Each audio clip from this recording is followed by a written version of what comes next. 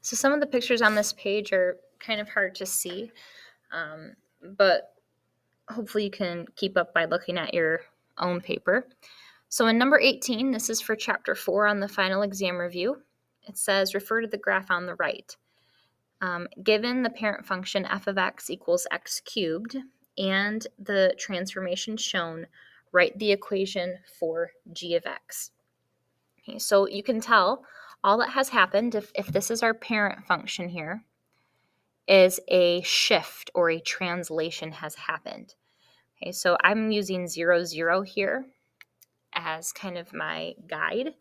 And so I'm wondering, after the shift, here's my new function g of x, and that reference point that I'm using is now here.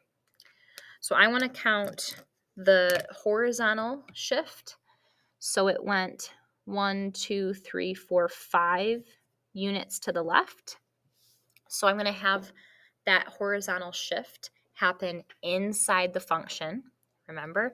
And then it's going to go up 2. And so I'm going to have that plus 2 happen outside the function.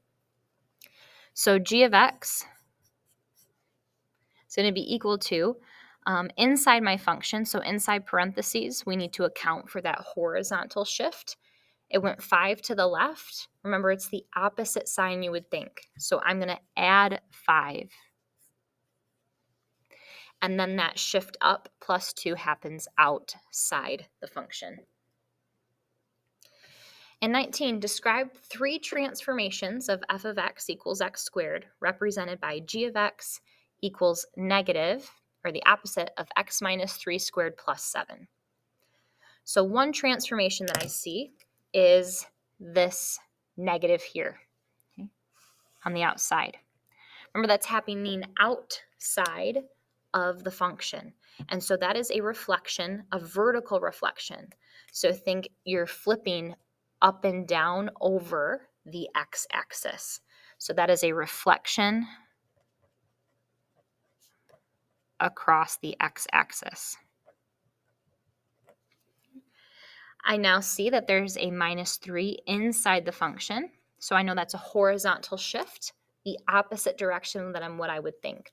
So minus 3 means I'm going to move 3 units to the right. So our horizontal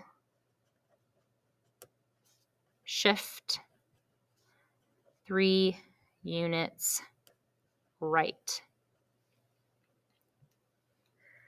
And then finally, this plus 7 outside the function is a vertical shift, and that will be up 7.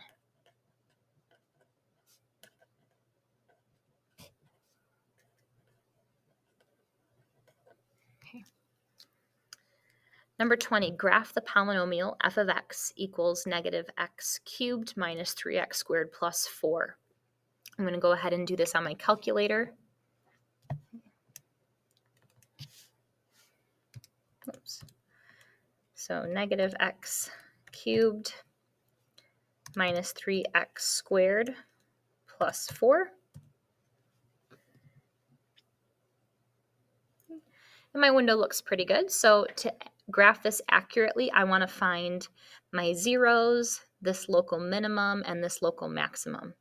So I'll find this point first. So I'll go to min.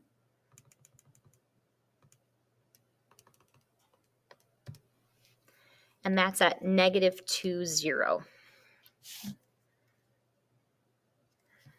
And I have a spot to write that. Okay, I'm going to find this local max now.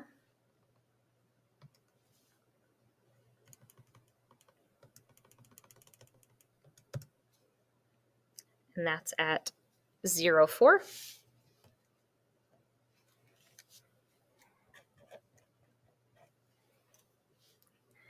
And then lastly, I'll find this 0. It looks like it's at 1, 0, but I'll check just to make sure.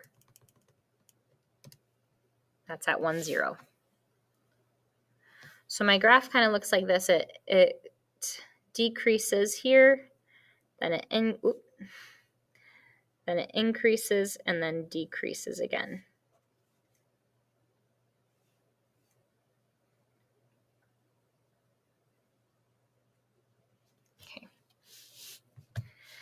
So next I need to say, give my intervals of increasing and decreasing.